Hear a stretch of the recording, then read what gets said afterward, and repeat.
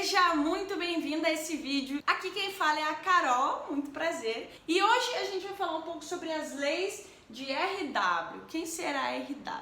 Então vamos lá. Richard Wyckoff foi um cara que ajudou muito o mercado a se entender baseado no preço juntamente com o volume, que foi um dos últimos vídeos que eu postei aqui no canal. Se você não viu, vai lá e olha antes desse, porque esse aqui vai ser um complemento para aquele, certo? E aí ele tem 3 leis que fundamentalizam tudo isso e ajudam, né, a gente conseguir entender o comportamento do preço de acordo com o volume de negociantes que há dentro daquele gráfico ali. Ou seja, os touros e os ursos, né, os compradores e os vendedores, porque para existir negócio precisa ter alguém vendendo e alguém comprando. Isso pode parecer óbvio, né? Mas é assim que o gráfico se movimenta para quem esquece às vezes o que é aquilo ali que fica se mexendo para baixo para cima e por quê.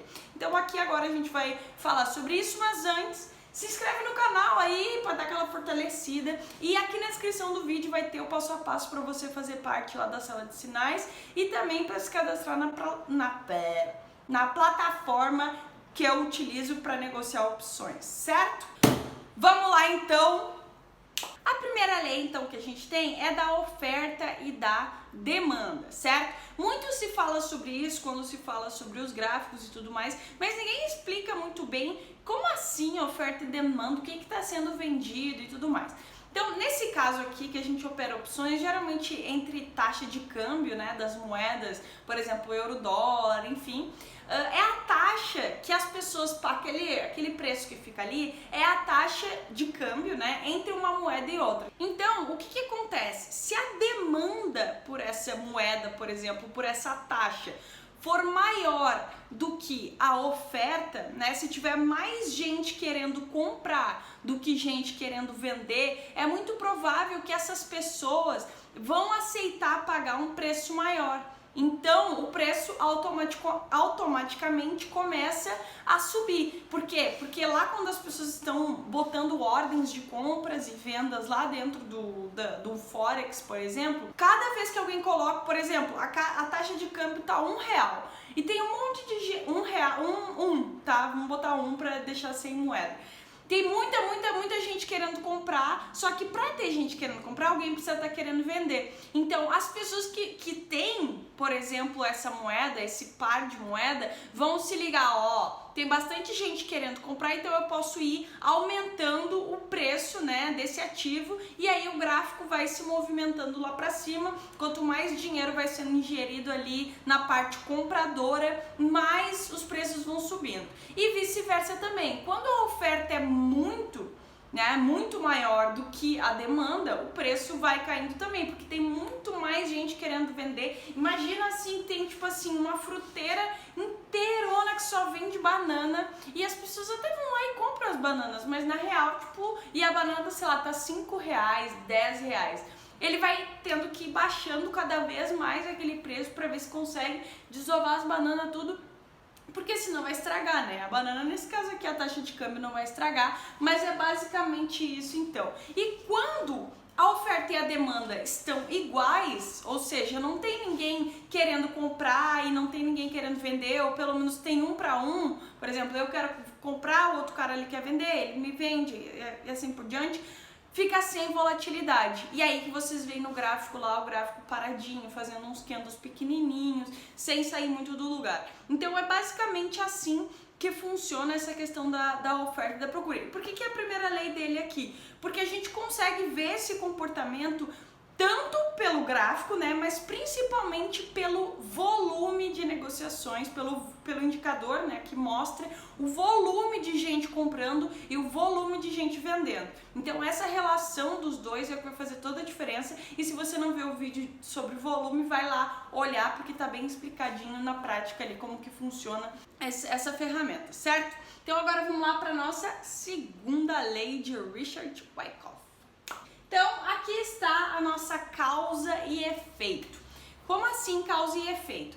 Todas as leis, elas são baseadas aqui, principalmente a gente consegue ver isso, identificar isso claramente no gráfico, tá? Juntamente com o indicador de volume. Só que aqui, nesse caso, por exemplo, quando há uma acumulação elevação do preço, que seria a causa ali para o efeito seguinte, que dá início a uma tendência de alta, por exemplo. E por quê? Porque a acumulação significa que aquelas pessoas que são as detentoras daquele ativo, por exemplo, que são as pessoas que compraram e agora estão numa posição de vendedoras, elas ficam segurando, né, aquele ativo, independente do ativo que for, elas ficam segurando aquilo ali, e quando elas soltam, todo mundo vem para cima para comprar. Então todo mundo tá junto aqui, na verdade, essas leis estão juntas, 3 leis, vocês vão ver. Então, tem essa acumulação, logo em seguida vai ter a tendência de alta, vocês vão perceber, né? Porque o preço vai começar a ser empurrado para cima,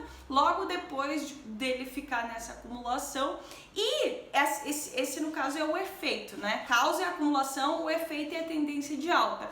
E depois, quando há uma distribuição desses lucros, ou seja, lá no Forex as pessoas começam a realizar suas posições, o mercado começa a reverter, começa a cair. É por isso que vocês vão ver muito falando sobre os preços se equivalerem também, porque quando há uma grande tendência de alta, por exemplo, em algum momento, mesmo que seja no curto prazo, intraday, enfim, independente do tempo gráfico, geralmente depois de uma longa tendência de alta, vem uma longa tendência de baixa e assim por diante, porque sempre aquele preço tem que estar se movimentando para compra ou para venda. E agora, não menos importante, a nossa terceira lei. Essa aqui eu acho que é a mais importante no sentido de ficar mais fácil de juntar tudo isso para entender, que é o esforço versus o resultado. O esforço seria o volume, né? Agora sim, para juntar tudo isso, para explicar de uma forma mais fácil, o volume de negociações que tem, que vocês conseguem acompanhar lá pelo indicador, esse é o esforço que as empresas, que os bancos, enfim, que todo mundo está colocando o dinheiro lá e que está aumentando o volume de compra ou de venda daquele ativo. E o resultado disso, no caso, é a movimentação do preço. Então está diretamente ligado ao outro, ou seja, por exemplo, se o volume, ali, se vocês forem ver no indicador ali embaixo, se o volume tiver convergente com o preço, ou seja, uma tendência de alta e o volume também está numa escadinha de alta, isso é perfeito, porque provavelmente significa que o preço ele vai continuar nessa tendência, então esse é o momento de realizar uma compra ou algo do tipo. Se tiver divergente, né, vice-versa no caso, se tiver divergente, por exemplo, ele está numa tendência de alta, mas o volume lá indica que está caindo, ou seja, tem uma barra de volume menor do que a outra, vocês vão ver isso na prática, vou botar alguma imagem aí, provavelmente.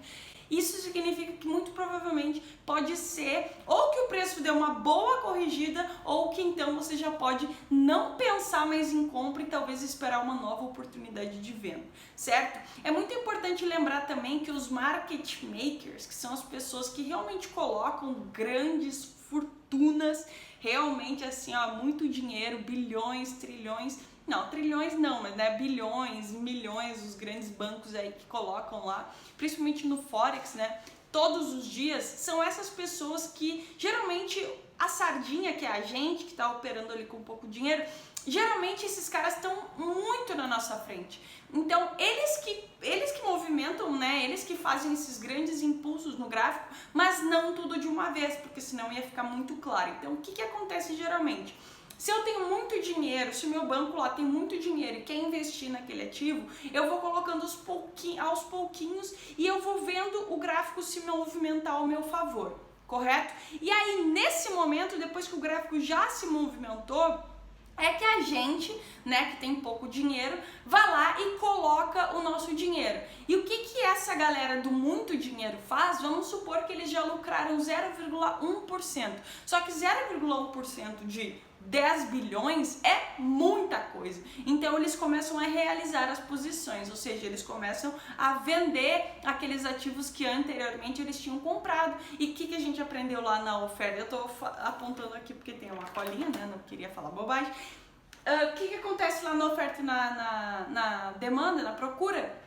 O preço começa a cair, porque daí eles começam a realizar o lucro deles, começam a vender, e tem bastante gente vendendo, né? E aí não dá conta todo mundo de comprar, e aí o preço cai. Geralmente por isso que às vezes a gente entra tarde demais numa operação. E a gente consegue identificar claramente quando uma grande posição foi tomada pelo volume, porque ele vai mostrar ali uma super barra, por exemplo, verde, né, uma barra ou uma barra, depende, dá para deixar tudo da mesma cor, mas se vocês verem que o gráfico está subindo, fez um candle grande, fez uma super barra lá de volume, pode entrar que esse é o momento. Certo? Espero que tenha ficado claro aqui. Se ficou alguma dúvida com relação a essas leis, se quiserem mais vídeos sobre o assunto, talvez um pouco mais detalhados, aqui eu falei um pouco mais por cima, né? Mas talvez mostrando no gráfico e tudo mais, comentem aqui embaixo que vai ser bem importante para eu saber. Certo? E não se esquece de se inscrever no canal, por favor, né? Eu tô me atualizando aí nos conteúdos para trazer para vocês. E era isso. Um beijo. A gente se vê no próximo vídeo.